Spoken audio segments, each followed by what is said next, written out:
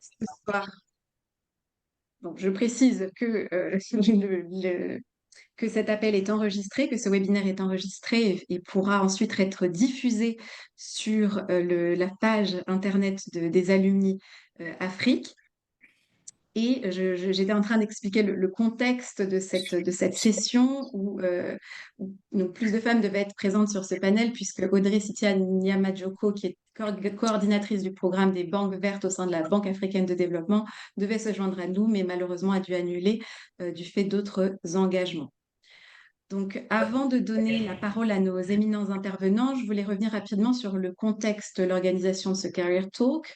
Donc, tout d'abord, le Career Talk, c'est un format de webinaire qui a été lancé par le Cercle Afrique en 2020, donc en pleine pandémie mondiale, et qui vise à faire dialoguer les représentants d'un même secteur d'activité autour d'une thématique souvent d'actualité, afin de présenter à la fois le métier des différents intervenants. Donc, c'est très utile notamment pour les étudiants et les alumni de Sciences Po qui nous rejoignent, mais pas uniquement, pour tous les autres, c'est ouvert à tous les autres participants, mais aussi de mettre en avant les enjeux et défis auxquels sont confrontés quotidiennement dans vos activités les intervenants sur le continent africain. Donc, il y a eu plusieurs career talks sur des thèmes variés, comme les activités de conseil, les activités juridiques en Afrique. Et nous souhaitons vraiment mettre en avant la diversité des carrières envisageables sur le continent africain. Donc, n'hésitez pas à nous contacter si vous souhaitez organiser un career talk sur un thème dans les mois à venir. Donc, sur le Cercle Afrique en 3 mots, donc c'est une association d'anciens étudiants de Sciences Po qui soit travaillent sur le continent, soit sont en Europe ou aux États-Unis, mais sont intéressés par le continent africain. Nous sommes une sous-composante de l'association des alumni qui regroupe l'ensemble des alumni de Sciences Po globalement, mondialement. Et que je souhaite remercier pour la mise en place de ce webinaire. Et nous travaillons selon nous avons 3 activités principales. La première relative à la transmission des savoirs entre les anciens étudiants et les étudiants de Sciences Po actuels. Donc, nous organisons des activités de mentorat et puis des activités visant à favoriser l'insertion professionnelle des jeunes. Donc, par exemple, on a une série de webinaires prévus avec la Banque mondiale dans les mois à venir pour présenter le panorama des modalités de recrutement de la banque. Donc, c'est une opportunité que je présente aussi à nos panélistes ici présents pour les mois à venir. Ensuite, nous organisons des conférences thématiques sur des thèmes qui intéressent le continent africain, soit en présentiel à Sciences Po, soit sur le continent africain, euh, grâce aux alumni qui sont présents sur place. Donc, on a par exemple un cycle de conférences à Nairobi en collaboration avec l'Institut français qui est en cours. Et troisièmement, nous organisons des événements sociaux sur le continent africain notamment pour créer du lien entre les alumni, notamment comme à l'occasion de la célébration des 150 ans de Sciences Po, nous avons organisé à Nairobi au Kenya en mai dernier une réunion, enfin une soirée à l'ambassade et une autre aura lieu en Afrique du Sud à la fin du mois. Donc, je vais maintenant que j'ai beaucoup parlé, je vais laisser la parole à notre partenaire Concerto. Nous avons la chance d'avoir Olga Akindina, directrice de Concerto Afrique de l'Ouest, ici présente. Donc, je vous laisse la parole avant de donner la parole à nos panélistes. Super. Merci beaucoup, Mélissa. Merci à tous les panélistes. Je ne vais pas être très longue. Donc, merci à Sciences Po qui a bien voulu hoster le Career Talk. Donc, très rapidement, Concerto, c'est un cabinet d'affaires publiques et de relations publiques français et avec des filiales en Afrique. Donc, on a des filiales sur la Côte d'Ivoire, donc on est sur Abidjan, en Tunisie et en Nairobi. Donc, des problématiques comme ce qui est les financements innovants, la finance verte, l'éducation, l'inclusion financière, tout ce qui est sujet de développement sont des sujets auxquels on est confronté au quotidien. Le cabinet se définit vraiment comme ce cabinet qui est au carrefour de la politique dans du public et du secteur privé. Donc, c'est vraiment avec un plaisir on a réellement pris plaisir à organiser ce Career Talk et on espère qu'il y en aura d'autres à venir sur les prochains mois sur lesquels on pourra collaborer. Donc, comme je disais, je ne vais pas être très longue, donc je laisse la parole aux panélistes pour qu'on puisse aller directement dans le vif du sujet. Bon panel à tous. Merci. Merci beaucoup, Olga.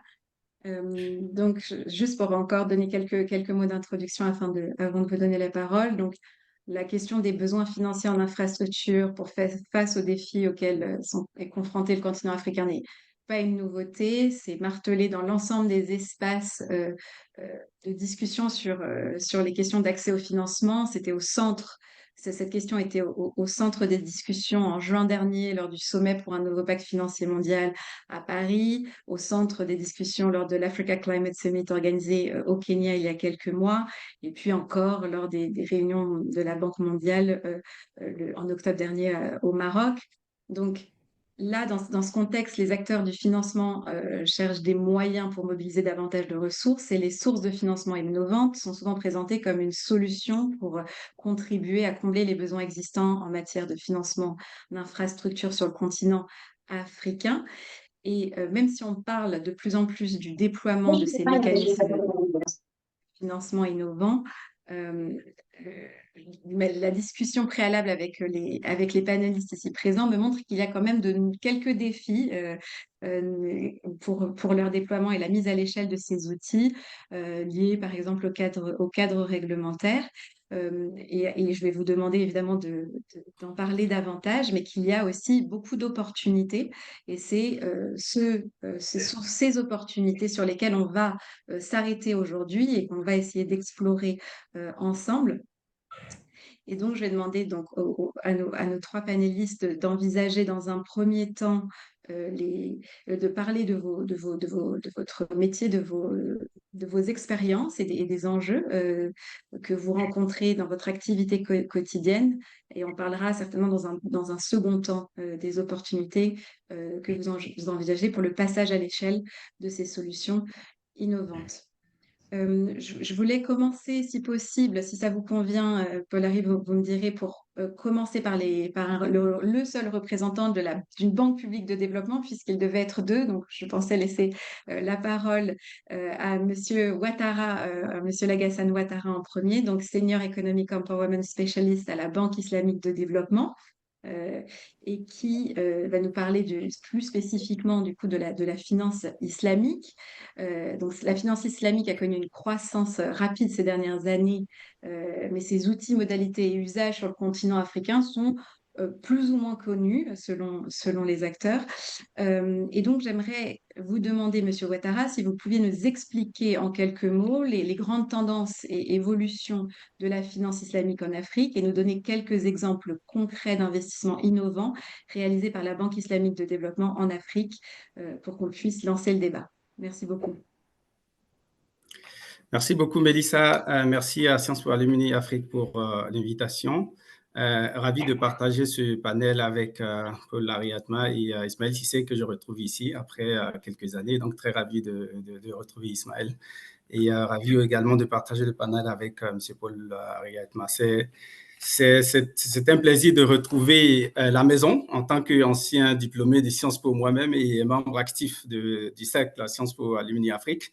Et donc de retrouver cette ambiance toujours chaleureuse, même si cette fois-ci c'est virtuel. Je connais la maison et comment ça fonctionne et merci beaucoup en tout cas pour l'honneur qui m'est fait de m'associer à cet événement important et merci à M. Paul Marie Atma pour avoir proposé ce sujet combien d'actualité. Donc, c'est un peu un truc. J'ai vu le script que vous avez envoyé. Le temps est très, très limité. Et en général, pour ce genre d'intervention, on prend le temps, en tout cas nous, au niveau de la Banque islamique de développement, d'expliquer, donner des généralités sur la finance islamique et quelques-uns de ses produits. Et avec une présentation élaborée, on va souscrire aux contraintes du temps et aux directives données par les cercles Afrique. Donc, très rapidement, vous avez bien, Mélissa, de mentionner que la finance islamique n'a pas la reconnaissance qu'elle devrait avoir dans les médias, bien qu'elle joue un grand rôle au-delà de l'Afrique, dans le monde entier, à travers diverses interventions. Mais je pense que c'est quelque chose qui est en train de changer. Au cours des dernières années, des décideurs politiques, des institutions à l'échelle mondiale, des institutions économiques ou bancaires reconnaissent de plus en plus la valeur de la finance islamique, notamment en 2013, M. David Cameron insistait sur le fait qu'il veut que Londres soit une place pour la finance islamique, de même que Londres, pas seulement que pour la finance conventionnelle. Le FMI, à travers l'ancienne directrice générale, avait reconnu le rôle de la finance islamique dans la contribution de la stabilisation de l'économie mondiale qui est sujet à plusieurs crises à répétition. Et compte tenu des vertus et des principes de fonctionnement de la finance islamique sur lesquels nous reviendrons un peu plus tard. En Afrique subsaharienne, de manière précise, je pense qu'on est tous au courant ici de l'offensive que la finance islamique a engagée et avec l'intérêt que les différents décideurs politiques, depuis le Sénégal, la Côte d'Ivoire, le Nigeria, le Mali, et tous ces pays qui embrassent vraiment l'arrivée de la finance islamique au-delà même de la machine de la Banque islamique de développement. Donc, cet intérêt croissant pour la finance islamique peut s'expliquer essentiellement par deux éléments, selon mon analyse. Le premier, comme cela transparaît dans le statement du FMI il y a quelques années, c'est que la finance islamique a définitivement un moyen qui permet de contribuer à amortir le choc ou à prévenir les différentes crises à l'échelle mondiale, compte tenu de son fonctionnement, apporter plus d'assainissement, plus de transparence, plus de sûreté dans les différents produits qui sont développés. Et le deuxième élément, qui est beaucoup plus applicable à des zones comme l'Afrique, c'est justement le fait que la finance islamique vient comme pour ouvrir un canal qui permet à certains pays de nouer des partenariats avec une zone géographique qui leur était difficile d'accès à l'époque, notamment la zone du Moyen-Orient, et de manière plus précise la zone les pays du Golfe. Donc, je pense qu'il est difficile de savoir si on remonte dans les années 70 ou 80 que des pays africains nouent des relations assez solides, en tout cas économiquement, avec ces zones. Donc, la finance islamique, à travers la grosse machine de la BID, a permis en quelque sorte d'ouvrir ce canal et je pense que c'est une opportunité pour ces pays d'accroître leurs canaux de mobilisation de ressources. Et donc, de fait, comme je le disais, l'aspect que j'ai évoqué tantôt, le premier point qui concerne la contribution de la finance islamique à la stabilisation de l'économie mondiale, repose sur le fait que la finance islamique, comme beaucoup d'entre nous ont pu le découvrir à travers des revues littéraires, repose essentiellement sur la transparence et la justice sociale. Donc, c'est les deux promesses. Dans l'idéal de la finance islamique, comme vous le savez, c'est ce qui est visé. Et ceci se reflète essentiellement, comme je l'ai dit, pour faire assez court, parce que normalement, on a toute une présentation qu'on montre parce que c'est un concept que beaucoup de personnes découvrent. Donc, il est important sur l'aspect pédagogique d'aller de manière progressive pour laisser tout un chacun de digérer. Mais pour faire simple, donc pour faire cette promesse de la transparence et la justice sociale, la finance islamique s'efforce d'appliquer dans toutes les transactions et les produits que nous offrons la notion de asset backed, donc d'établir un lien très fort entre les secteurs financiers et les secteurs réels. Et cela pour éviter justement qu'il y ait des discrepancies entre l'évolution de la masse de dette, par exemple, ou le flux financier et ce qui se passe de manière effective dans les secteurs réels. Et je crois que c'est ce que certaines institutions dans la finance conventionnelle, notamment le FMI, ont vu en la finance islamique d'avoir ce potentiel-là pour prévenir la formulation de bulles qui finissent par exploser et créer des crises. Et donc, lorsqu'on parle de la finance islamique de manière générale, il y a la notion de taux d'intérêt qui revient, où on essaie de réduire la finance islamique à une machine, un ensemble d'instruments qui excluent la pratique du taux d'intérêt. C'est assez simple de l'expliquer comme ça permet de comprendre. Mais ce qu'il faut noter, c'est que c'est vrai, il n'y a pas le taux d'intérêt comme on le connaît dans la finance conventionnelle qui est drivé par des facteurs essentiels. Je parle aussi sous le contrôle des éminents financiers qui sont là, la prise des risques et l'écoulement du temps. Et ici, dans la finance islamique, ce n'est pas que les deux éléments qui rémunèrent. Donc, si vous avez besoin d'argent pour acheter une voiture, une maison ou acheter une machine pour faire fonctionner votre société, on ne va pas que vous donner de la dette. On va surtout s'impliquer en tant que banque, en tant qu'institution financière dans la transaction, dans l'acquisition de l'actif. Et encore une fois, c'est vraiment pour faire simple parce que c'est le produit le plus facile à expliquer. Donc, en l'occurrence, le bénéficiaire va s'adresser à la banque et ensuite on lui demandera d'identifier son partenaire, son fournisseur. et qu'on peut identifier aussi également ensemble. Et à partir de cela, la banque se constitue presque comme un agent commercial de manière intermédiaire, ce qui va créer d'autres problèmes dont on parlera, bien sûr. Je pense que Mélissa, dans d'autres parties, on parlera des différents défis. Et donc, c'est cet aspect-là, cette transaction et cette parade qu'on trouve en invitant le secteur réel dans chacune des transactions, va permettre donc de consolider les produits et s'assurer que le stock de la dette ou des instruments financiers que nous mettons sur le marché est en totale bijection avec ce qui se passe dans le secteur réel et permet donc notamment de prévenir les crises. Et en particulier, quand je parlais du taux d'intérêt, ce taux d'intérêt va se refléter donc dans ce que nous on appelle le profit, donc qui est l'équivalent de la revente de l'actif qu'on aura acquis avec le fournisseur et qu'on va donner au bénéficiaire final. Donc, pour mettre en musique tout ceci et tout ce principe, évidemment, il y a toute une batterie de produits qui ont été développés. Et donc, en résumé, nous avons… allô, est-ce qu'on m'entend toujours? Voilà, j'ai l'impression là. Voilà, OK, très bien. Donc, une batterie de produits qu'on peut regrouper en 3 grands baskets. Donc, le premier, c'est le Debt-like Product. Donc, on a tout ce qu'il nous faut pour matcher l'offre de la dette dans la finance conventionnelle. Donc, je vais éviter d'utiliser trop de mots arabes, donc pour que ça soit un peu plus digeste. Sinon, ce produit qu'on appelle le Mouraba, en fait, qui n'est rien d'autre que en fait une sorte de cell-base que j'ai expliqué tantôt. Il y a aussi un produit beaucoup plus proche du leasing qui est l'Ijara que nous utilisons. Et il y a tout un ensemble de batteries de produits également pour financer, par exemple, les infrastructures où, évidemment, l'underlying asset sera l'infrastructure que nous construisons. Au niveau des bons, il y a aussi, comme vous le savez, le produit très célèbre de la finance islamique qui est en fait les soukouk qui sont utilisés et qui permettent de mobiliser des bons aussi bien par des acteurs privés que par des acteurs publics. En ce qui concerne les produits equity, c'est beaucoup plus simple parce que l'equity, par essence, c'est un produit de partage de risque, c'est un produit… donc, la problématique qui est posée au niveau de la dette ne se pose pas là. Donc, c'est assez direct. Les produits qu'on utilise, on a les équivalents en termes de nomenclature au niveau de la finance islamique, mais dans le fonctionnement, c'est essentiellement pareil que dans la finance conventionnelle. Donc là, c'était pour donner de manière assez ramassée une idée générale sur la finance islamique et les différents produits que nous avons.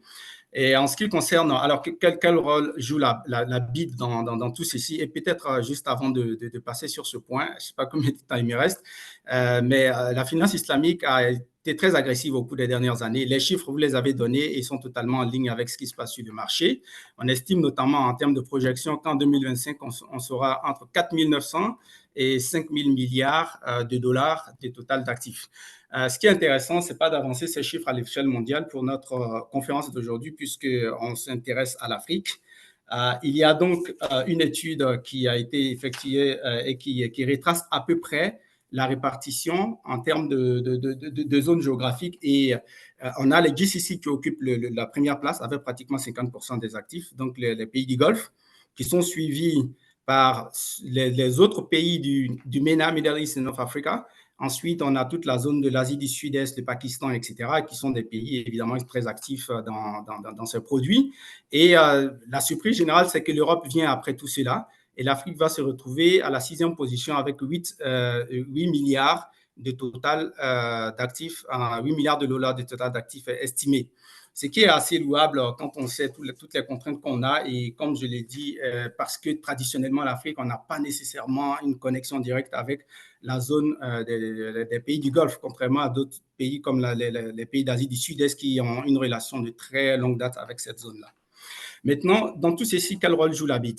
Comme vous le savez, elle a été installée en 1975 et donc l'objectif étant de pouvoir accélérer, d'être le pivot de tout ceci, de cette machine de la finance islamique, dans une institution presque cinquantenaire et on organise notre cinquantenaire l'année prochaine en 2024 à l'occasion de la prochaine assemblée annuelle. 57 pays membres, dont 23 pays africains. Très important à souligner, dont la plupart d'ailleurs sont des pays d'Afrique subsaharienne et essentiellement concentrés en Afrique de l'Ouest. Et à ce jour, on a, en termes d'engagement cumulé, engagement cumulé, que ce soit ce qui a été déjà remboursé ou ce qui est en cours, qui tutoie à peu près les 30 000 milliards, les 30 milliards de dollars, ce qui est assez significatif. Et la BID, comme vous le savez, est organisée à peu près comme la Banque mondiale, avec une entité dédiée au secteur privé, une autre entité dédiée au trade finance, une entité dédiée à tout ce qui est l'assurance, ISEC, et puis donc l'équivalent, je crois, de MIGA, et puis, la maison mère même, comme on le dit, et qui fait tout ce qui est les engagements au niveau souverain.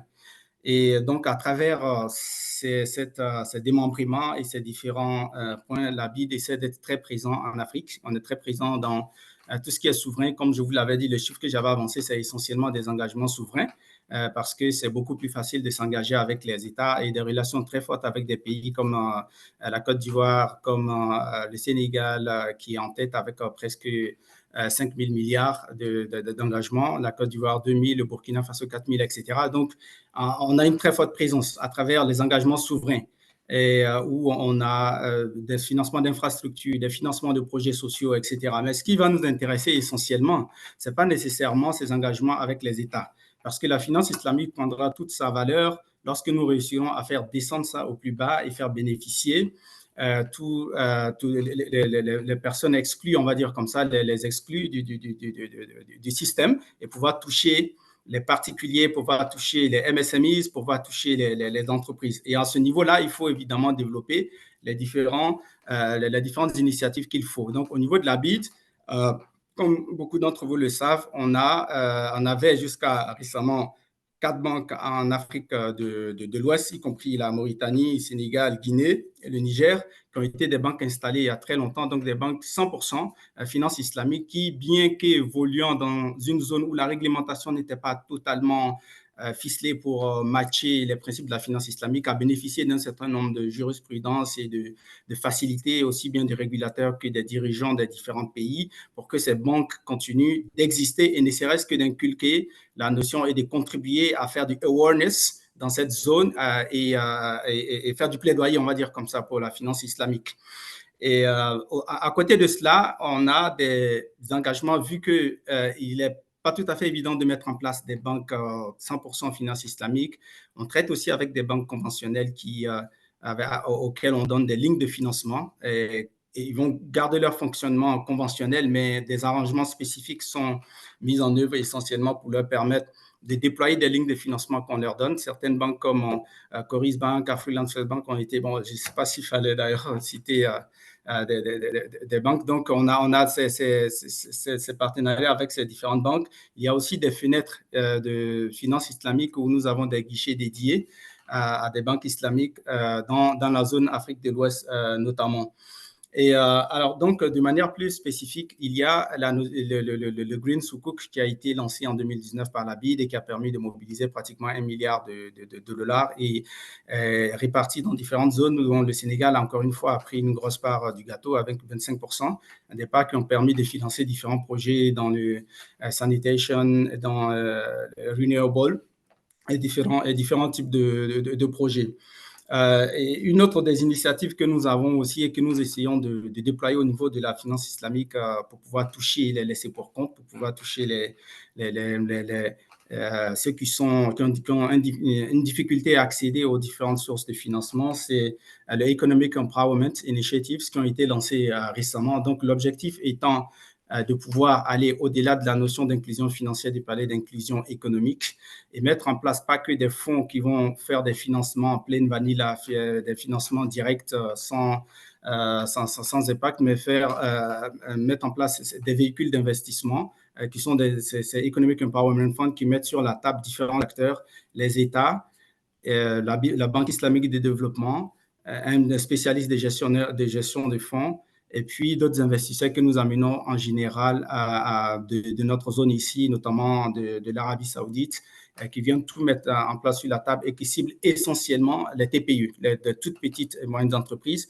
Et ce sont des fonds que nous mettons en place qui sont toujours backés par un package d'assistance technique et qui accompagne tous ces MSMEs dans les difficultés qu'ils ont à gérer les aspects non financiers tels que le renforcement des capacités, l'accès au marché, l'accès aux fournisseurs, etc. Donc, c'est tout un écosystème qu'on met en place pour essayer de déployer. Et moi-même, je fais partie de l'équipe qui a lancé ce fonds, un fonds pilote de 100 millions de dollars en Ouzbékistan, et nous travaillons à déployer et à élargir ceci dans notre zone en Afrique de l'Ouest avec des initiatives beaucoup plus sous-régionales, pas pays par pays, en prenant peut-être pour pivot le Nigeria, essayer d'élargir nos interventions en mettant en place un fonds sous-régional qui va permettre d'accéder et cibler plus spécifiquement les très petites et moyennes entreprises.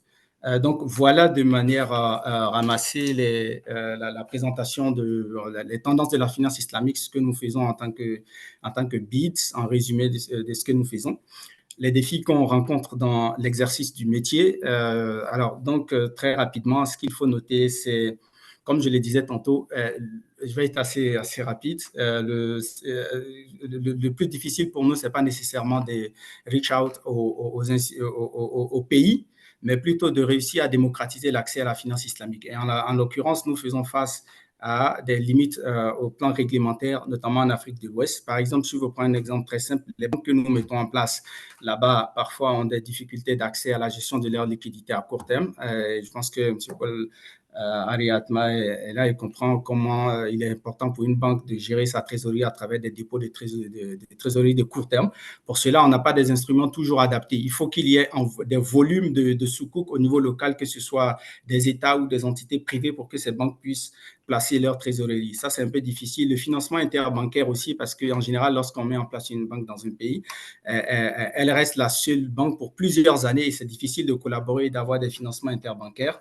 Il y a la question de l'offre de produits qui est limitée. Par exemple, au Maroc, il y a eu le lancement simultané je crois, entre 2015 et 2016 de 4 banques islamiques. Et l'un des problèmes qui avait été, c'est que pendant longtemps, c'était uniquement le financement d'immobilier qui était autorisé parce que la contrainte d'asset-backed financing faisait que c'était difficile aux régulateurs d'ouvrir le financement à d'autres types d'entités et donc les banques étaient limitées dans leur offre de produits. Il y a aussi une question très importante qui revient très souvent, qui est la question de la double taxation.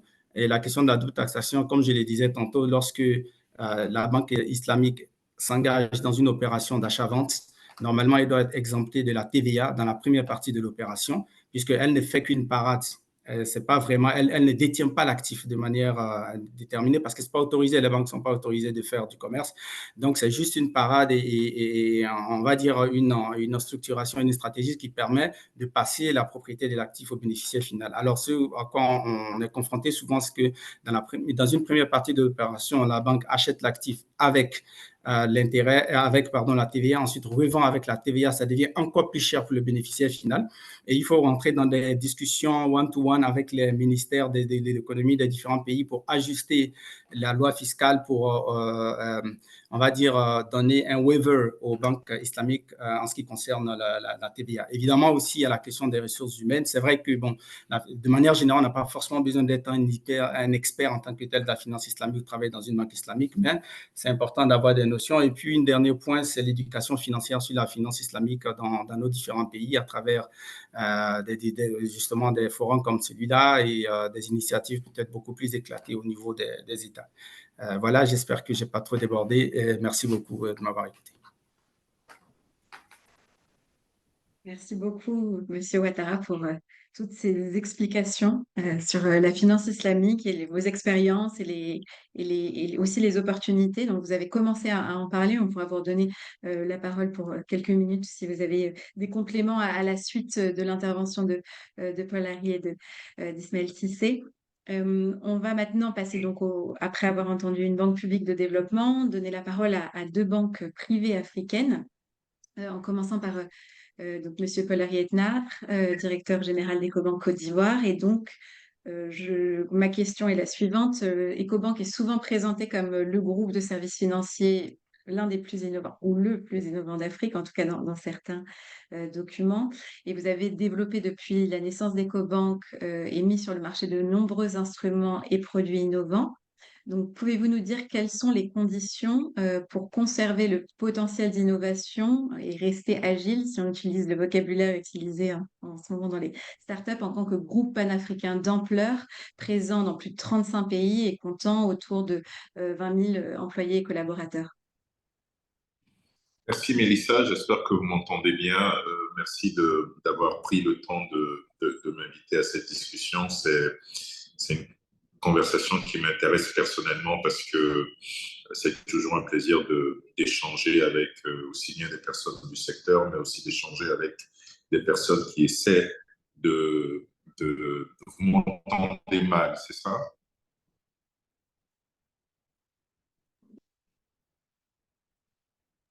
J'entends de loin, j'essaie de savoir si c'est le cas pour monsieur Cissé aussi. De mettre, est-ce que c'est mieux? Ah, bon, ça va. Est-ce que c'est mieux avec les écouteurs? Oui, moi, j'entends mieux. Ok, parfait. Donc, je disais que c'est toujours un plaisir d'avoir cette conversation. Je vais essayer de vous expliquer un peu le, le process de réflexion dans lequel on est par rapport à ce sujet d'innovation financière. On pense simplement que l'Afrique est arrivée à, à une fenêtre qui est une fenêtre unique. C'est vraiment le moment où on peut décider soit d'accélérer notre croissance ou alors d'avoir une croissance folle sur les années. Il y a plusieurs éléments qui nous font penser qu'on a une opportunité unique pour pouvoir accélérer notre croissance. Et ces éléments sont surtout liés aux matières premières dont nous disposons. Et puis ces éléments sont surtout liés aussi à ce qu'on peut appeler maintenant un marché de consommateurs, qui est un marché de consommateurs élevé. Sur cette base, il y a quelque chose de nouveau qui s'est présenté aussi, qui est quelque chose qui n'existait pas il y a 10 ans, qui est la technologie. Aujourd'hui, la technologie permet d'adresser des sujets à une taille massive avec un coût d'intervention qui est très faible. C'est un élément qui est majeur, qui à notre avis constitue une opportunité pour l'Afrique. Et donc, c'est à l'intérieur de cet environnement que nous, Ecobank, en tant qu'intermédiaire financier, on s'est demandé, puisqu'on est à ce stade, un moment de bascule de l'Afrique, qu'est-ce que nous pouvons faire pour pouvoir accélérer, accompagner ce mouvement? Et la réponse à laquelle nous sommes arrivés, c'est que la meilleure réponse qu'on peut avoir dans cet environnement, c'est l'innovation. Et donc, l'innovation, pour nous, quand on en parle, il y a 3 éléments qui résonnent dans nos esprits. Le premier élément, c'est que innovation veut dire technologie. Comme je le disais tout à l'heure, la technologie permet à n'importe quel intermédiaire financier de pouvoir apporter en masse des solutions financières à un coût faible à une population qui est dense. Et c'est ce que nous essayons de faire en essayant de développer de plus en plus de produits technologiques pour pouvoir accompagner l'inclusion financière des populations. Nous croyons profondément que la banque de demain est une banque digitale et nous voulons vraiment nous positionner comme la banque partenaire des fintechs. Et j'aurai plusieurs exemples à vous donner, mais l'idée, c'est de, quels que soient les pays dans lesquels nous sommes, que ce soit le Ghana, le Nigeria, le Kenya ou la Côte d'Ivoire, c'est d'être vraiment très, très proche des fintechs pour essayer de développer des solutions qui sont des solutions faciles, de transfert de banque à portefeuille électronique, de transfert de banque à banque, d'épargne à travers le téléphone, de prêts à travers le téléphone. C'est vraiment essayer de profiter de la technologie une fois encore pour accélérer l'inclusion financière du continent. Donc nous, quand nous pensons à innovation, ce qui nous vient en tête en premier, c'est la technologie. La deuxième chose, quand nous pensons à innovation, nous pensons aussi à quels sont les outils financiers qui existent aujourd'hui qui peuvent permettre de mieux accompagner le financement en Afrique. Il y a un outil financier qui est important, par exemple, dans le financement d'infrastructures. Comme vous le savez, les infrastructures sont une des histoires d'investissement, un des thèmes d'investissement les plus importants en Afrique aujourd'hui. C'est de voir comment est-ce qu'on peut utiliser la palette d'outils financiers nouveaux pour pouvoir accélérer le financement de l'infrastructure. On travaille beaucoup sur un sujet actuellement qui s'appelle le recyclage d'actifs. Conceptuellement, qu'est-ce que c'est? C'est assez simple. C'est de se dire que sur les 30 dernières années, l'Afrique a investi beaucoup sur des actifs. Comment est-ce qu'on peut utiliser le stock d'actifs existants, les recycler à l'intérieur de portefeuilles et générer de nouveaux revenus au-dessus?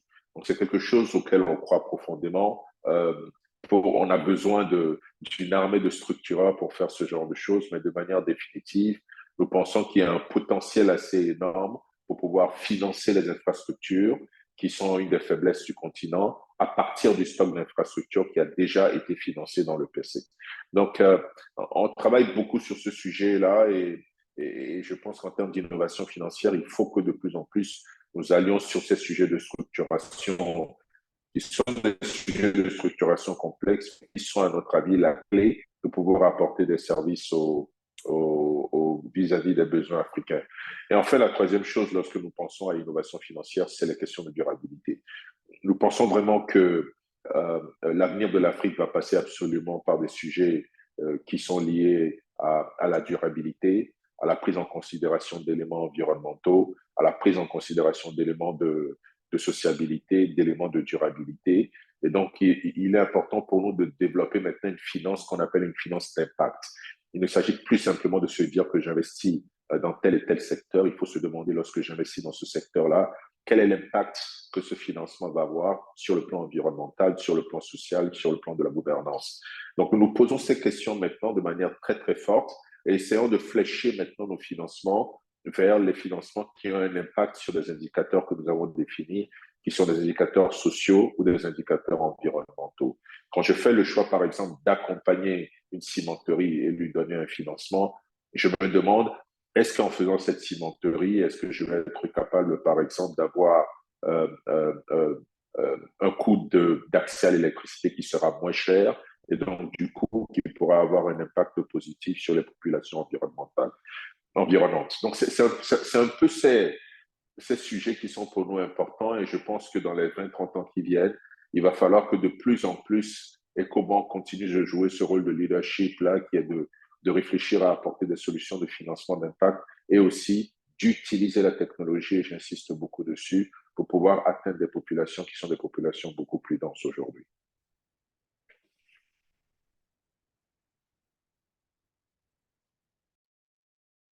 Merci beaucoup.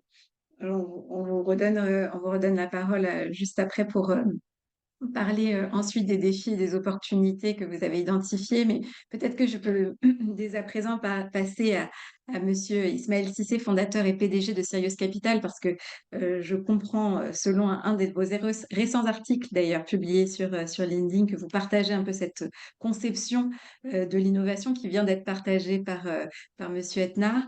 Et donc, je voulais vous demander, puisque vous avez aussi lancé de nombreux instruments et produits innovants.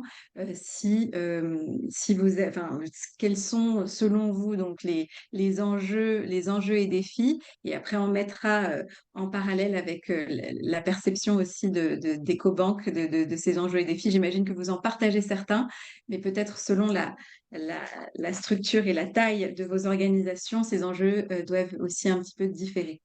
Donc, je vous laisse la parole, Monsieur Cissé, avant de redonner la parole à Monsieur Edna. Ok, bonjour à tous. Merci Mélissa, merci à Concerto et au Cercle Afrique de Sciences Po. Donc, effectivement, c'est un sujet qui me tient particulièrement à cœur, tout ce qui touche à l'innovation. Tout d'abord parce que Sirius Capital, nous sommes une banque d'affaires. Donc, c'est une traduction de l'anglicisme Investment Bank, mais nous ne sommes pas une banque. Donc, nous ne finançons pas à partir de notre bilan comme le ferait EcoBank, mais nous sommes plutôt des intermédiaires financiers et nous sommes spécialisés dans tout ce qui est mobilisation de financement. Donc, pour faire notre activité, donc, nous disposons de plusieurs agréments, dont un agrément en tant que courtier en bourse ou SGI dans notre jargon local qui est obtenu auprès de l'autorité des marchés financiers. Nous avons aussi un agrément au niveau de la BCAO en tant qu'intermédiaire en opération de banque et j'en passe. Donc, nous nous spécialisons vraiment dans tout ce qui est mobilisation de financement. Donc, vu la raréfaction des ressources financières disponibles pour l'aide au développement ou la raréfaction liée au contexte, il faut diversifier et il faut innover pour arriver à vraiment financer la croissance de notre continent. Et c'est le positionnement que Sirius Capital a choisi d'avoir, c'est-à-dire de vraiment nous appuyer sur l'innovation pour relever ce défi de financer nos économies. Donc, L'innovation au niveau de Sirius Capital, nous la concevons à trois niveaux. Tout d'abord, innover dans les sources de financement auxquelles nous avons recours. Je pense que Lagacane a très brillamment exposé la finance islamique, qui est une source de financement qui est jusqu'à présent sous-exploitée. Il y a aussi la finance d'impact. Il y a plus de 700 milliards de dollars actuellement d'actifs en finance d'impact qui peinent aussi à être déployés et dont le continent pourrait profiter pour se développer. Donc, on parle, il y a la finance du climat, la finance du climat, donc qui est aussi une autre source de financement. Je pense que Lagacane a fait mention du Green Sukuk d'1 milliard de dollars. Et il y a plusieurs autres actifs financiers qui sont dédiés à la finance du climat et que malheureusement notre région n'arrive pas à capter suffisamment. Et une autre source qui est particulièrement importante pour Sirius Capital, c'est nos marchés de capitaux, c'est-à-dire en l'occurrence la bourse. Donc la bourse est une source de financement qui est très sous-utilisée dans nos régions. Donc c'est vrai que nous avons une bourse régionale en Afrique de l'Ouest, la BRDM, qui a une capitalisation boursière d'environ 18 000 milliards, mais c'est nettement en deçà de ce qu'elle pouvait revêtir comme potentiel pour financer nos économies. Les économies plus développées ont recours principalement à ces marchés financiers, à la bourse pour financer leurs entreprises et financer nos économies. Et malheureusement, la bourse n'occupe pas cette place-là dans notre région. Donc, c'est un challenge aussi que nous voulons relever. Ensuite, comment innover l'innovation? Le deuxième aspect, c'est sur la structuration. La spécialité des banques d'affaires comme Sirius Capital, c'est vraiment d'arriver à avoir une capacité à structurer des transactions innovantes, c'est-à-dire comment arriver à sortir des sentiers battus en termes de structuration de transactions. Donc, par exemple, il y a des outils comme la titrisation d'actifs qui est encore très sous-étudiée en Afrique subsaharienne. Il y a les différentes structurations en lien avec la finance islamique. Je pense que la Gassan les a suffisamment élaborées pour que je n'ai pas forcément revenir dessus. Mais l'idée, c'est d'arriver aussi à venir avec des structurations innovantes, des sukuk, des green sukuk, pour arriver à diversifier, à innover et trouver d'autres solutions de financement aux acteurs qui ont besoin de financement, que ce soit les États ou les entreprises. Et finalement, il y a le point, et je pense que je partage une passion commune avec Paul Harry au niveau de la technologie.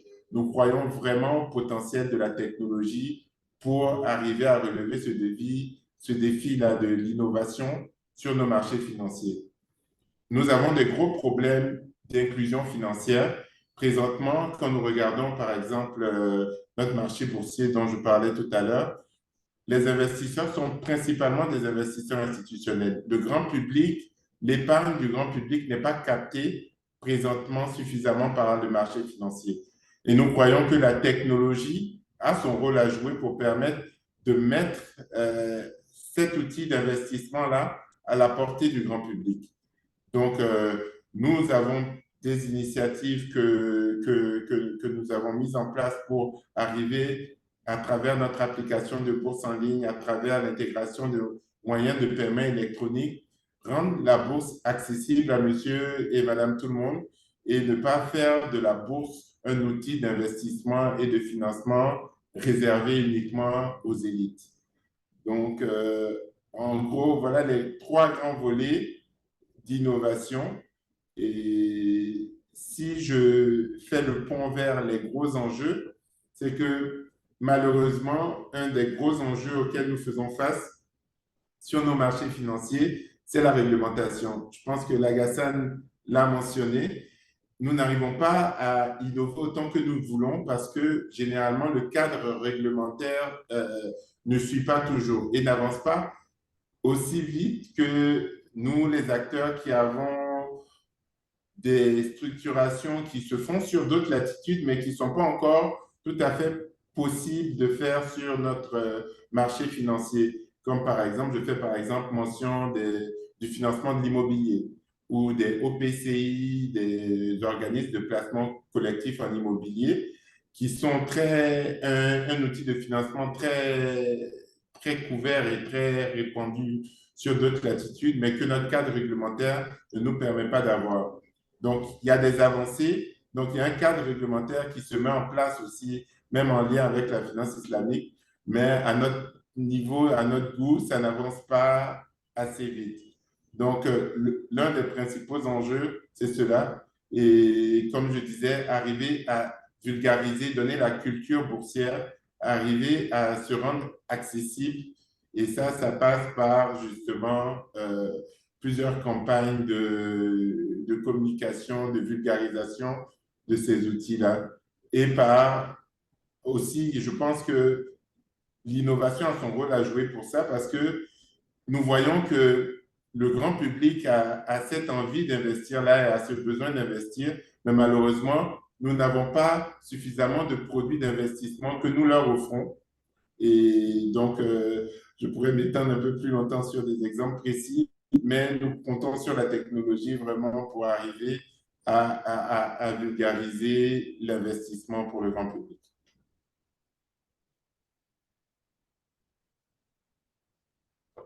Eh bien, merci beaucoup, Monsieur Cissé. Donc, vous partagez le constat de Monsieur Ouattara sur la réglementation comme principal défi. Est-ce que, Monsieur Etnard, est-ce que c'est le même, est-ce que vous avez le même constat ou est-ce que vous faites face aussi à d'autres défis? Est-ce que vous avez quelques idées, pistes pour les relever et pour accroître les innovations dans le secteur financier en Afrique? Merci, Mélissa. Je suis en partie d'accord.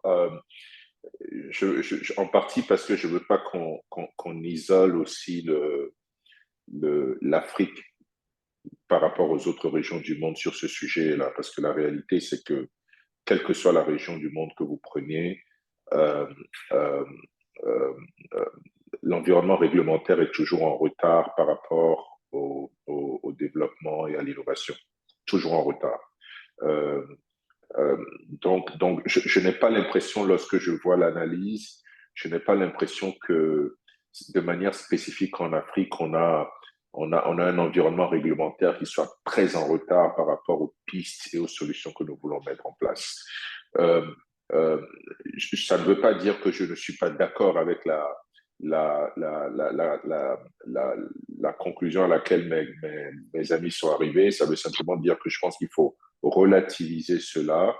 Et j'ai l'impression que, euh, en réalité, le régulateur est ouvert et le régulateur veut qu'on approche avec des solutions. Je vous donne un exemple. Moi, je suis président d'une association qu'on a mise en place en Côte d'Ivoire qui veut rassembler l'écosystème des fintech, pas que les fintech, donc l'écosystème des fintech, c'est-à-dire les fintech, les assureurs, les banques et tout ça.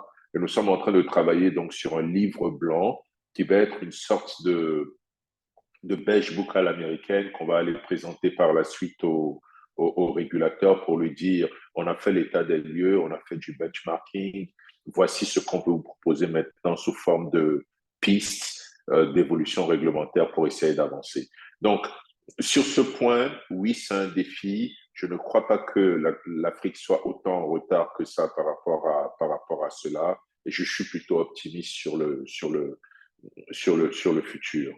Euh, Moi, lorsque je pense à cette question de défi et d'opportunité par rapport à l'innovation, c'est pour ça que j'apprécie énormément la démarche de Cyrus ou la démarche de la BID. C'est qu'en réalité, il ne faut pas avoir peur. En réalité, il faut être extrêmement courageux. En réalité, il faut venir avec des solutions qui sortent de la boîte, qui sortent du cadre. Et c'est pour ça que oui, la finance islamique est une bonne idée pour pouvoir aller beaucoup plus loin. Oui, des produits de marché structurés sont la solution pour aller beaucoup plus loin. Définitivement, l'innovation est pour moi l'opportunité la plus importante qui existe.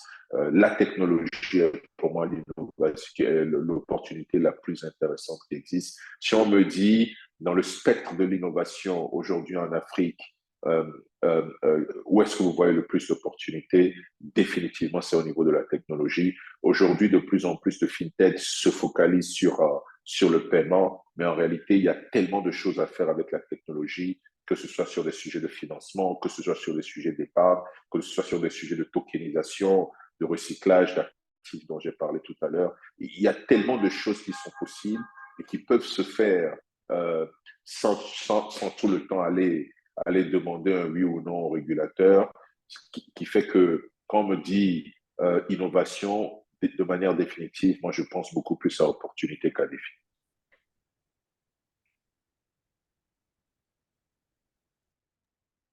Oui. Allez-y, monsieur.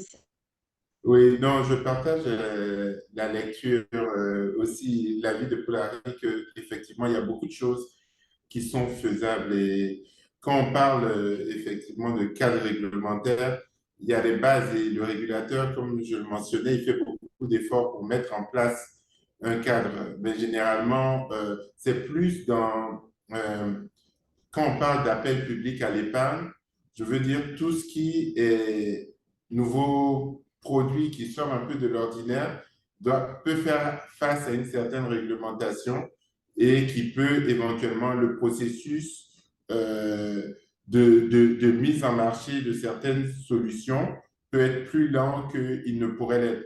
Et comme solution concrète, il y a des pays comme le Maroc, je veux dire, quand je parlais d'exemple, ils ont créé des sandbox réglementaires, c'est-à-dire c'est des cadres avec une réglementation moins stricte, mais un marché limité auquel les fintechs peuvent avoir accès pour tester leurs solutions en utilisant toute l'infrastructure du marché, ce qui va permettre d'accélérer vraiment tout ce qui est innovation.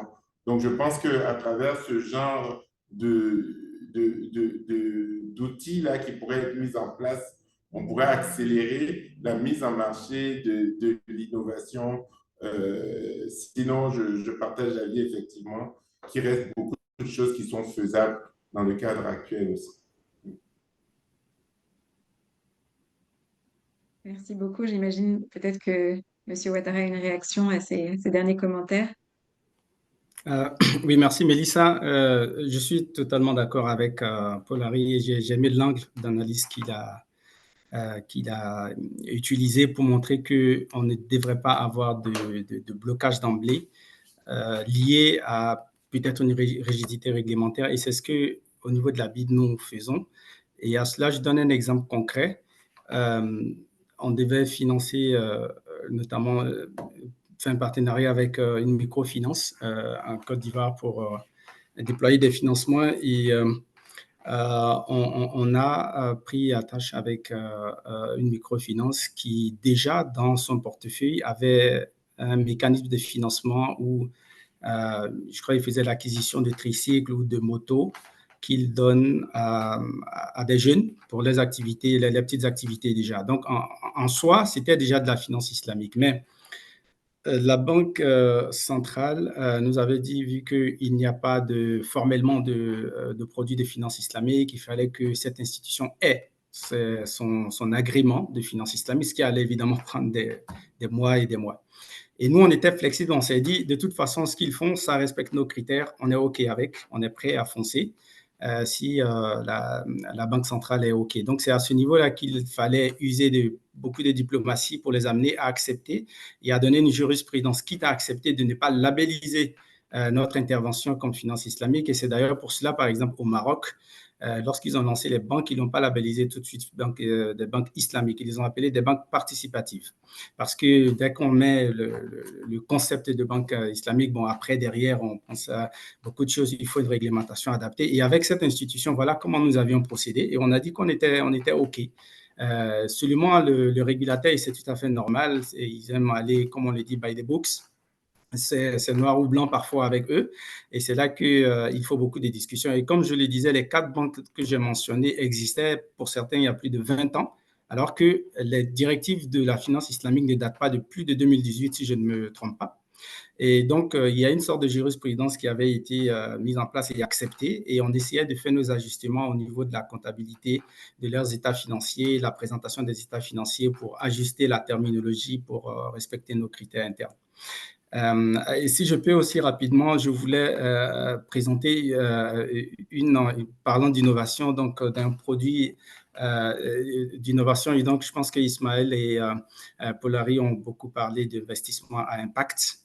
Donc, de manière spécifique, voici ce que nous avons fait en Tunisie. Je pense qu'on connaît tous Délices Danone, un gros acteur dans le secteur des produits laitiers. Ce qu'il s'est passé, ils sont bien implantés en Tunisie. En général, ce qu'ils faisaient là-bas, ils partaient eux-mêmes essayer de maîtriser toute la chaîne, acheter le lait avec les producteurs, les éleveurs, comme on le dit, prendre le lait brut, faire toute la transformation qu'ils veulent. Et donc là-bas, il y a une institution de microfinance que la BID a mis en place essentiellement pour adresser la question du empowerment, donc de l'impact, comme je le disais. Et ce qu'on a fait, c'est qu'on a mis autour de la table tous ces intervenants. On s'est dit, Délices Danone, est-ce que ce n'est pas trop fatigant pour vous, même en termes de gestion de trésorerie ou d'efforts, de pouvoir traiter individuellement les différents producteurs?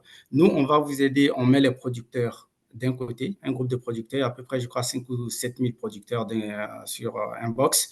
Et ensuite, on met en place des centres de collecte. Et on joue ce rôle de pivot là en organisant ces producteurs, on les forme, on les éduque, on leur donne ce qu'il faut pour que les vaches soient beaucoup plus productives. Ils sont encadrés et Délices Danone s'engage à évidemment financer cet aspect-là. Et derrière, nous, on va financer toute l'assistance technique pour aider ces producteurs qui individuellement, évidemment, ne pouvaient pas traiter avec Délices Danone, ne peuvent pas non plus traiter avec l'institution financière que nous sommes. Et ce qui s'est passé, c'est qu'au bout de l'application de la phase pilote, je crois qu'elle a duré 2 ans. Donc, Délices Danone avait enlevé sur ses épaules le headache de partir traiter individuellement avec tout cela. Les producteurs étaient contents parce qu'on les a formés, parce qu'on les aide à avoir des centres de collecte. Et du coup, après, il y avait une phase pilote de 2 ans. Après la phase pilote de 2 ans, Délices Danone a demandé à renouveler le contrat. Les producteurs ont dit non, on comprend maintenant comment les choses marchent. On veut bien renouveler, mais il faudrait que vous nous et qu'on revoie les termes du contrat, donc le prix d'achat notamment du produit laitier. Donc là, justement, on voit la notion de empowerment. C'est-à-dire que si on avait juste financé individuellement ces producteurs, ils n'allaient pas forcément comprendre tout ce qui se passe derrière. Et le fait de les avoir encadrés, de les avoir mis en coopérative, d'avoir mis des centres de collecte, les a permis de prendre plus de confiance, d'avoir plus de confiance en leurs produits et de passer d'une étape à une autre. Donc, comme on le dit, de pouvoir scale up. Et donc, ça, c'est quelque chose sur lequel on essaie d'être très actif au niveau de la BID pour toucher les bénéficiaires, les laisser pour compte du système. Donc, je voulais ajouter ce point-là, partager cette expérience. Ok, merci. Merci beaucoup. Je pense que merci pour le partage de ces exemples concrets, Monsieur Ouattara. Je pense que c'est important de partager ces exemples, de multiplier les success stories, de montrer à quel point les choses bougent, évoluent rapidement sur le continent africain. Et je vous suis tous les trois sur les réseaux sociaux et c'est ce que je vous faites déjà et c'est assez appréciable de pouvoir collecter des informations et vos expériences au fur et à mesure via vos partages d'expériences. Je voulais simplement donc, déjà savoir si vous avez un dernier mot à partager et laisser aussi la parole aux participants pour une ou deux questions. S'il y a des mains levées, je ne vois pas de questions encore dans le chat. Ah si, j'en vois une qui vient d'être posée par Monsieur Daniel Demanouamo. Avant de poser la question, vous n'avez pas de mot de la fin avant que j'ouvre la... Non? De toute façon, vous aurez la possibilité encore d'échanger. Donc, la première question, est-ce que les réglementations africaines diffèrent d'une région africaine à une autre? Et quels sont les défis en termes de processus et d'accès au financement pour les entreprises et les particuliers aujourd'hui en Afrique? Et comment la technologie peut aider à répondre à ces défis? Question pour Polari. Alors, ça reprend certains points dont on a commencé à parler, mais bon, c'est plus spécifiquement sur les différences sous-régionales en matière de régulation, et puis l'accès au financement pour les entreprises et les particuliers, le rôle particulier de la technologie pour permettre d'accroître l'accès à ces financements. Merci Mélissa. En effet, c'est une excellente question et je commence par le début de la question. Oui, évidemment, les environnements réglementaires sont différents, quel que soit le pays. Si on prend juste l'Afrique de l'Ouest, l'environnement réglementaire dans la zone UEMOA est complètement différent de ce qu'on peut trouver au Ghana, au Nigeria. Et si je compare ces régions-là par rapport à ce qu'on a au Kenya ou en Afrique du Sud ou au Maroc, on est encore dans des environnements réglementaires très, très différents. Donc, oui, les environnements réglementaires sont différents, mais la force de la technologie, c'est que la technologie, quelquefois, permet de créer des activités qui transversent ou qui dépassent ces environnements réglementaires. Je donne un exemple précis.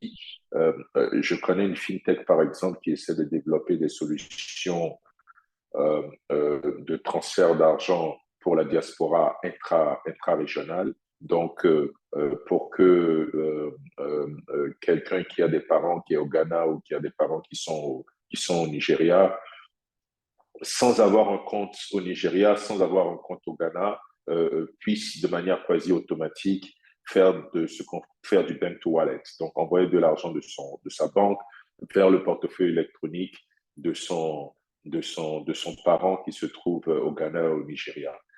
Voilà quelque chose qui, si on veut le faire à travers l'environnement bancaire ultra réglementé, est plutôt difficile. Pour pouvoir le faire, il faut que l'argent passe par le système SWIFT. Par la suite, il faut que l'argent soit converti en dollars et de dollars qu'on vienne au Ghana City ou qu'on vienne au Naira nigérian. Alors qu'avec la technologie, on est capable de faire ce bank to wallet, donc d'un compte EcoBank à un opérateur téléphonique qui se trouve au Nigeria, de manière instantanée, sans demander une autorisation réglementaire pour le faire, tout en respectant tout ce qui est niveau de transparence, niveau de conformité sur les normes de lutte contre le blanchiment d'argent.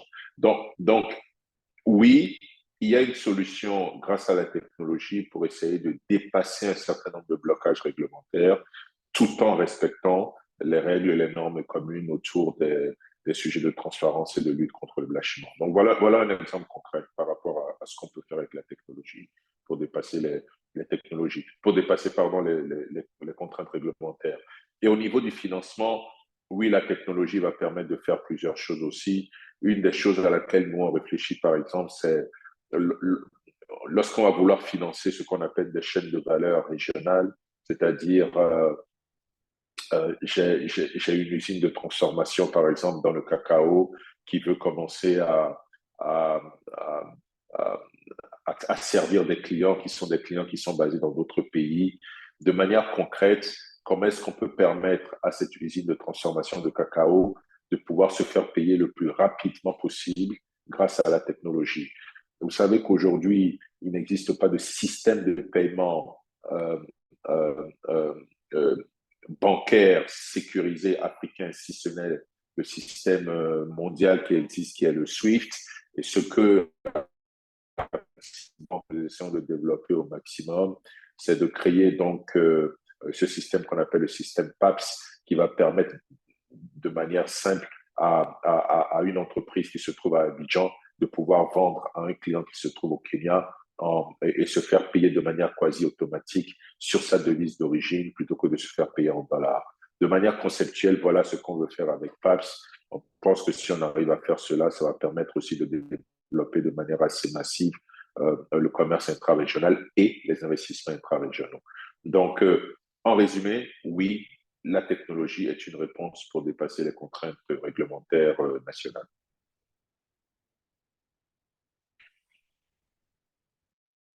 Merci beaucoup. Je vois une main levée et je vois aussi plusieurs questions dans le chat que je suis en train de synthétiser, que je vous poserai ensuite. Donc, pour la parole à Rocky Tsanedzedong. Oui, bonjour, bonsoir. Je vous remercie déjà pour la présentation, elle est magnifique. Je déploie juste une petite absence parce qu'effectivement, sur la partie technologie, vous avez mentionné plein de possibilités, mais je remarque que c'est des possibilités, comment dire, de l'innovation axée sur les fonctionnalités. Or, je pense qu'aujourd'hui, c'est mon avis, hein, mon petit avis, c'est qu'en fait, est-ce que vous ne pensez pas que on devrait plutôt aussi se baser sur, mettre l'accent plus sur l'infrastructure?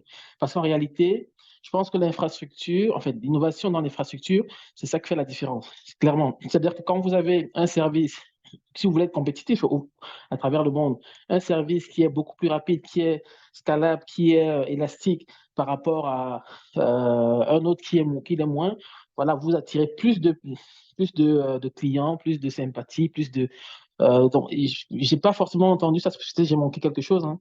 Mais je pense que des notions comme le cloud, comment le nombre, parce que je vois aujourd'hui, le nombre de data centers en Afrique est très limité. C'est un problème. Si on veut, comme vous disiez, comme l'intervenant tout à l'heure disait, en fait, si on veut mettre une application, par exemple, au Kenya, je ne sais pas trop, pour un agriculteur qui est au Kenya, alors qu'on est peut-être en Côte d'Ivoire, voilà, il faut des relais, donc il faut des data centers, il faut des relais par rapport aux différentes zones géographiques, il faut des notions voilà, de performance. Donc, je pense que, ne pensez-vous pas que c'est aussi important? Et si oui, comment est-ce que le secteur bancaire peut être moteur dans en fait, auprès des régulateurs? Je ne sais pas si les régulateurs sont des personnes financières ou bien c'est des régulateurs au sens général par exemple, de la RGPD dans leurs services, par exemple, voilà, des services informatiques, globalement. C'est ma question. Merci.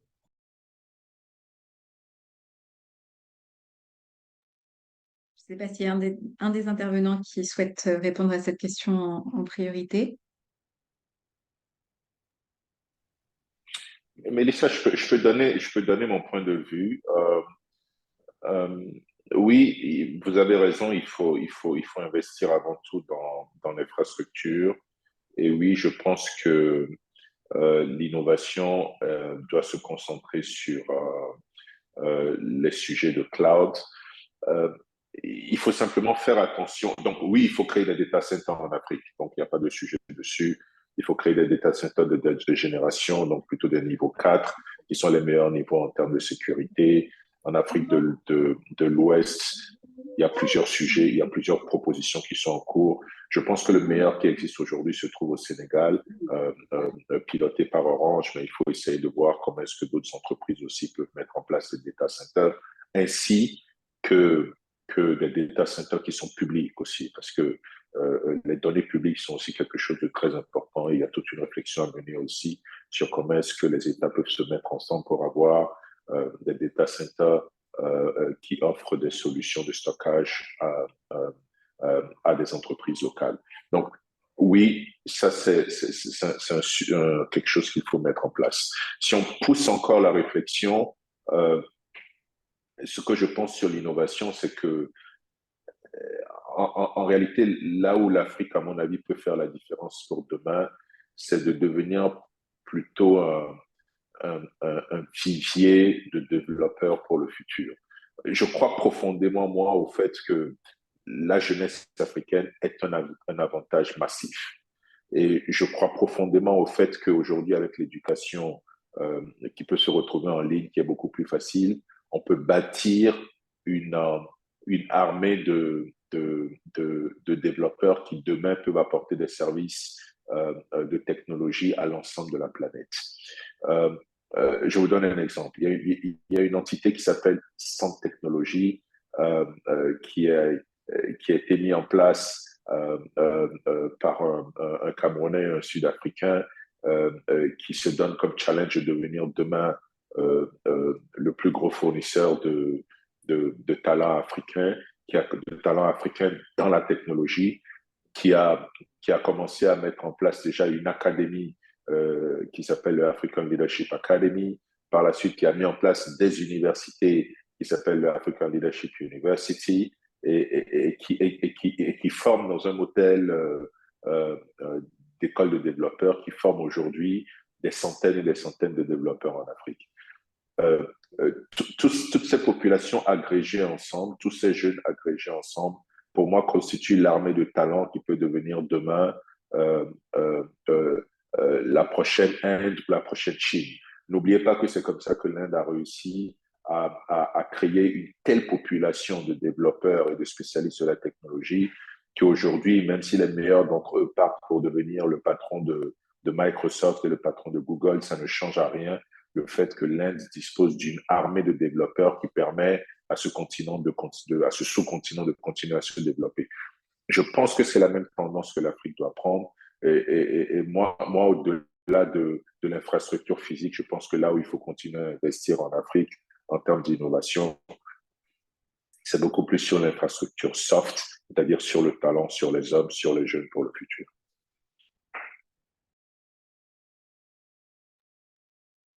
Merci beaucoup. Je me demande si les deux autres panélistes ont aussi des réactions sur cette question.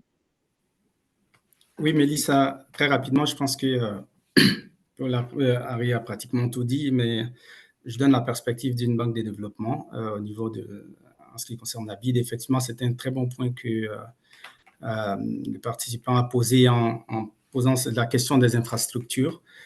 Allô, est-ce que vous m'entendez? Oui, Allô? oui, on vous entend. Voilà, très bien. Très bien. Donc, je disais que c'est une très bonne question, la question des infrastructures. C'est pour cela, évidemment, que tout à l'heure, les différentes interventions que j'avais mentionnées, en tout cas au niveau de la BID, ils mettent un point d'honneur à intervenir de manière très agressive sur tout ce qui est STI, Science, Technology and Innovation. Et je pense que c'est très bien vu le point qui a été mentionné en ce qui concerne les softs, qui est le plus important, donc dans l'investissement dans l'éducation, essentiellement, qui est l'un des piliers que nous avons, l'éducation de long terme. Et c'est vrai qu'on a l'éducation de manière générale, l'éducation de base, mais on top of that, il y a aussi les aspects sur des formations très pointues pour être au défi, pour être en ligne avec les défis de notre temps. Donc, c'est la perspective d'une banque de développement sur ces éléments-là, c'est vraiment très, très important au niveau de la BID. On essaie d'être très agressif sur le financement, aussi bien sur l'aspect infrastructure, mais aussi sur l'aspect de l'éducation et de la vulgarisation de l'accès à tout ce qui est knowledge en termes de IT.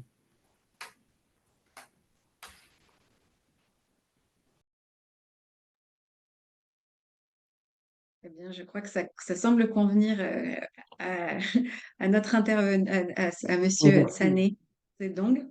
Merci. Merci.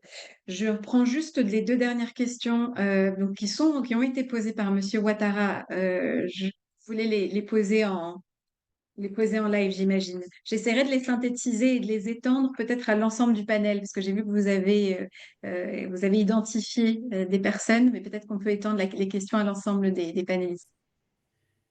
Effectivement. Merci bien, Mélissa, plutôt. Vous me permettez? Bien sûr, allez-y. Ok, d'accord. En tout cas, merci aux différents intervenants. Je suis Ouattara Suleiman de la Côte d'Ivoire, mais actuellement à Paris dans le cadre d'un programme de la SFI pour une formation en marché des capitaux. C'est l'actualité en ce moment, la réforme sur le pacte financier mondial. On en parle partout au niveau des grandes institutions. C'est vrai que ça relève en premier peut-être de politique publique, mais les plus gros acteurs sur le terrain seront bien évidemment les acteurs privés et notamment donc les acteurs du système financier. Et à ce niveau, moi, j'avais une inquiétude que j'ai eu à relever à l'une de nos rencontres avec un des grands de la finance internationale, à savoir quelle était la place de l'Afrique pendant ces discussions pour la prise en compte de nos réalités.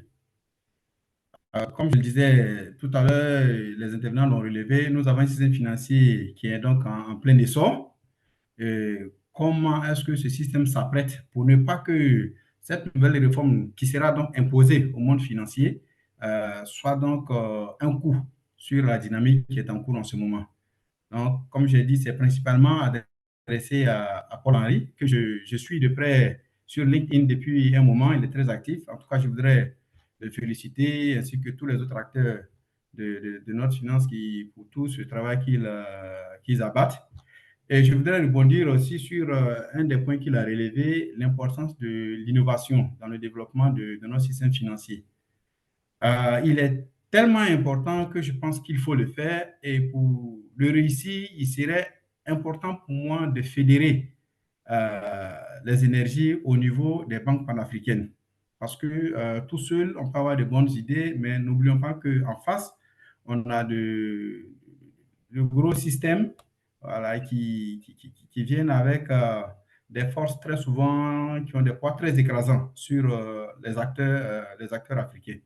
Donc, je ne sais pas si c'est le cas, mais est-ce que ces dynamiques de régionalisation des efforts, de fédération des efforts sont en cours? Donc, ça revient encore pas. Et puis, à Ouattara Lassane, qui est de la Côte d'Ivoire, avec qui nous avons déjà travaillé sur des projets, je crois qu'il a relevé de financement de microfinance au pays. Je voulais savoir, est-ce que cette notion de climat est prise en compte par la finance islamique? Parce que c'est la tendance, il va arriver à un moment donné, ça sera imposé sur tous les projets. Voilà, pour ne pas que ce soit aussi une barrière pour l'émergence de la finance islamique, le développement de la finance islamique dans nos pays, qui est une très bonne source alternative de financement pour nous. Voilà, pour ne pas que ce système qui sera donc imposé par la finance, le nouveau pacte de la finance internationale soit un blocage pour le développement de la finance islamique. Est-ce que c'est déjà prévu dans votre mécanisme de financement ou ce n'est pas une problématique qui est traitée à votre niveau? Merci, Mélissa. Merci. Merci beaucoup, Monsieur Ouattara. Donc, une première question à destination des banques privées intermédiaires financiers sur la question de votre place dans la négociation sur le nouveau pacte financier mondial, puisqu'il est vrai qu'on entend beaucoup plus les banques multilatérales parler de collaboration, de coordination entre elles pour pouvoir mettre en œuvre les directions et directives qui sont dessinées dans le cadre de ce pacte. Et une deuxième question plus sur la question de la prise en compte du climat. Donc, je sais que Monsieur Ouattara a déjà parlé des Green Sukuk, mais peut-être parler plus spécifiquement, donner un autre exemple pour Monsieur Ouattara. Très bien, merci Mélissa et merci pour cette question. Donc, le Green Sukuk dont on a parlé, c'est l'une des initiatives que nous avons développées depuis 2019 en ce qui concerne les climate finance. Et le Sénégal, comme je le disais, a eu le gros lot où ces 1 milliard de dollars dont on parlait tantôt ont permis, par exemple, de financer des initiatives dans le domaine de flood management. Je ne sais pas c'est quoi, c'est les inondations, c'est ça, oui, les inondations et d'autres initiatives également dans le green. En la Tunisie également, au niveau de l'Afrique, était l'un des deuxièmes pays qui en a bénéficié. Mais au-delà de ça, de manière plus générale, on travaille en partenariat avec la FAO et puis l'entité qui est en Italie, dont j'oublie le nom, de l'ONU qui s'occupe de l'agriculture, qu'on a eu des discussions il n'y a pas trop longtemps. Voilà, ça va me revenir. Le FIDA. Le FIDA, exactement, monsieur Paul Larry, voilà, le FIDA. Donc, par exemple, avec ceux-là, on essaie de structurer des produits de lignes de financement qu'on adresse à des banques qui sont essentiellement dédiées à l'agriculture. Pas n'importe quelle agriculture, mais le Climate Oriented Agriculture. Donc, essayer de faire quelque chose qui est vraiment très lié à le développement de l'agriculture verte. Donc, ce qu'on essaie de faire, c'est qu'on utilise notre réseau en tant que banque. C'est vrai qu'on apporte le financement en tant que financier. Donc, on mobilise nos réseaux au niveau du MINA et avec la FAO et le FIDA, et essayer de faire des initiatives beaucoup plus intégrées. Et je crois même qu'il y a eu un memorandum memorandum of understanding avec la FAO pour financer tout ce qui relève du climate change. Et de manière plus générale, vous pouvez aussi voir que la BID est très active au niveau des différents sommets, au niveau de ces dernières années, les sommets sur le climat, sur le changement climatique pour aligner notre agenda sur les exigences au niveau international. Donc, la finance islamique, la problématique du climat, on essaie de l'intégrer dans tous les produits que nous développons. Et ça fait partie même des KPIs qu'on développe, au-delà de l'aspect des KPIs, des objectifs financiers et des objectifs de développement, de mesurer cet impact lorsque, post-projet, on fait des évaluations d'impact de projet. L'aspect du climat est définitivement un point d'honneur auquel on prend en compte en première vue. Même si ce n'est pas initialement un projet dédié exclusivement au climat, il faudra qu'il y ait une composante qui adresse justement la question du climat. Merci beaucoup, Monsieur Ouattara. Et donc, le mot de la fin, parce qu'on n'aura pas le temps de prendre des questions supplémentaires, pour Monsieur Cissé et Monsieur Polari-Etnard sur les implications, votre rôle dans ce nouveau pacte financier et justement les orientations, notamment dans le domaine du climat, qui sont prises par vos organisations. On a déjà eu une mention de la stratégie climatique d'EcoBank. Et puis, Monsieur C, vous avez parlé enfin, vous mentionnez souvent les green bonds, mais je vous laisse conclure sur ces mots encourageants pour la suite. Euh, oui, je vais parler en tant que banquier d'affaires et puis dire que l'innovation, nous comptons beaucoup sur la structuration vraiment pour promouvoir l'innovation.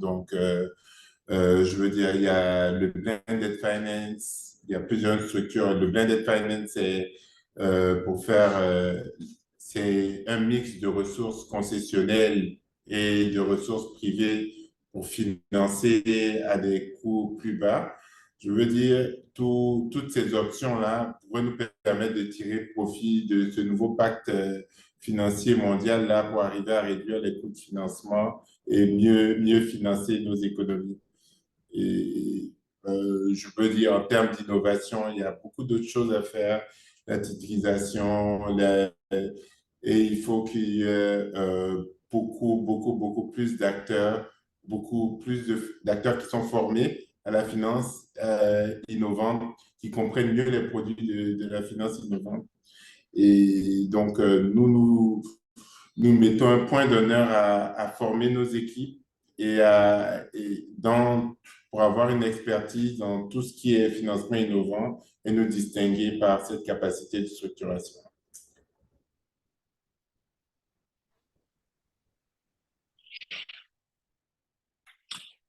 Mais Mélissa,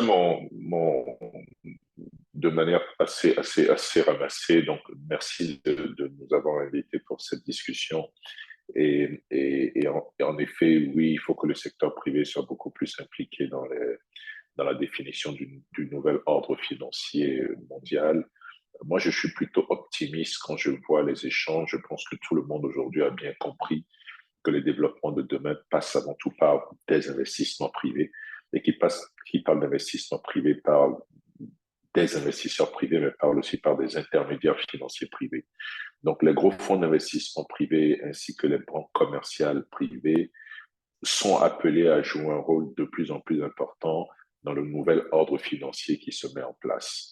La différence matérielle que nous allons avoir, c'est que de plus en plus, on va demander aux banques et aux fonds d'investissement, donc aux banques commerciales et aux fonds d'investissement, de financer en tenant compte de l'impact de leur financement, que ce soit de l'impact social, de l'impact environnemental, de l'impact gouvernemental, mais on va leur demander de faire attention de plus en plus à ça.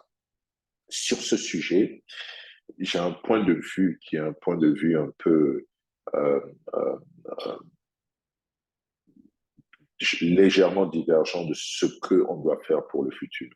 Je pense qu'il faut faire très attention sur les nouvelles normes qu'on est en train de mettre en place en termes d'environnement, de social et de gouvernance.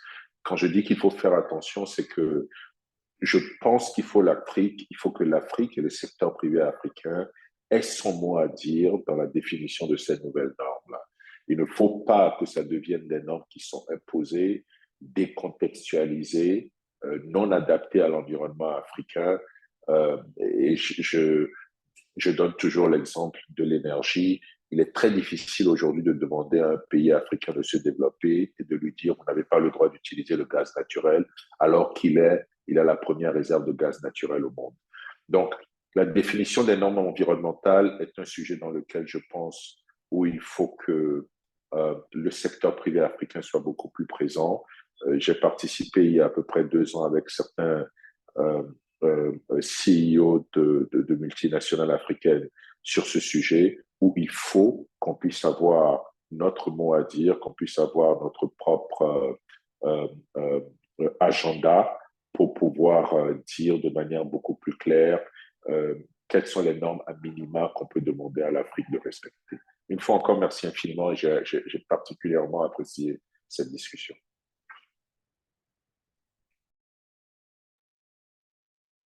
Merci beaucoup à nos trois panélistes pour les débats de qualité, toutes les idées qui ont été soulevées ce soir. Merci aussi aux participants qui sont restés jusqu'au bout et qui ont posé davantage de questions qu'on n'a pas le temps d'aborder aujourd'hui. Et j'espère vraiment pouvoir continuer la conversation virtuellement et pouvoir vous revoir, je pense, dans des, peut-être en présentiel la prochaine fois. Je suis souvent sur le continent, donc j'espère venir à Abidjan déjà bientôt et puis peut-être voir Monsieur Ouattara aussi. Est-ce qu'il y a un mot de la fin à ajouter pour pour les panélistes avant de clôturer? C'est bon. Je vous remercie grandement. Monsieur Ouattara, je vois que vous avez. Non, non, je disais merci pour l'invitation et c'était une très belle discussion. Merci beaucoup à vous et à bientôt, j'espère. Merci, à bientôt. Merci, à Bonne bientôt. soirée. Bonne Au soirée. revoir.